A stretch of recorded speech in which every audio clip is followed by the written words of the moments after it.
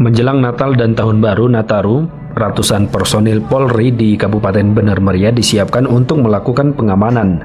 Kapolres Bener Meriah AKBP Indra Novianto kepada RRI menyampaikan ada sebanyak 100 personil Polri yang disiapkan untuk mendukung pengamanan Nataru.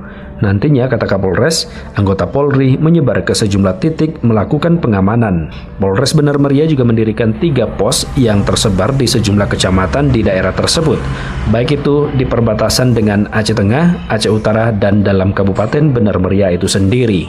Kedepannya, kami akan melaksanakan gelar pasukan insya Allah pada hari Kamis.